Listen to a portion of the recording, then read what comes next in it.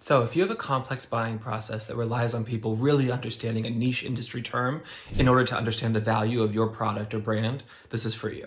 I think historically up to now, if you have that kind of buying process, there's been a pretty figured out way to do this. You either come up with your own branded or proprietary terms that you want to become the main industry term, you're using SEO or a lot of website writing to promote certain blog content or things like that, and you're sort of creating the buzz around the industry term to then feed into your own buying cycle.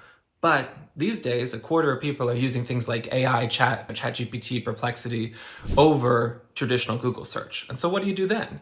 Well, if you've played around at all, you've probably noticed that those AI sources are pulling primarily from Wikipedia as the main source. It's a lot harder to get them to pull from your own branded sites or things like that. And so suddenly your buyer journey has this whole new process going on where they're learning from totally different places than you're used to, and all that money you've invested in branded content around industry terms isn't really serving up to your clients anymore. So you have to care about Wikipedia industry topics all of a sudden. And those are a lot different than working on brand or product articles on Wikipedia. On a brand or product article, of course, it's going to talk about your brand or product. Like, that's what it's all about. But on an industry topic, Wikipedia editors want to avoid being promotional in any way, even I think more so than on a brand article, though technically that's anywhere on the site.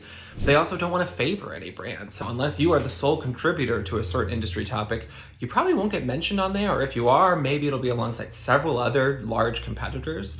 Likewise, they want to show a full picture of an industry term. So they're going to talk about the pros and the cons of a certain thing. And if you are trying to, or have up to now, relied on a very niche slice of an industry term, something that you've made up but is not widely used, that probably won't appear on Wikipedia. Wikipedia is going to show the most used industry terms. They want that to be, the most relevant to the most people. That's the whole point of Wikipedia in that regard. And so this means you have to change your approach a bit. You have to care about these industry articles. You have to realize that you're going to have to be less promotional in how you attach to them.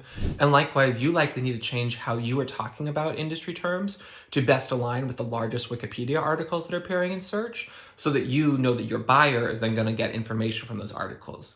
You are allowed to work on those type of articles as long as you follow the site's conflict of interest rules, but you need to come at them from making them a better encyclopedia article about the topic and not really better just for you.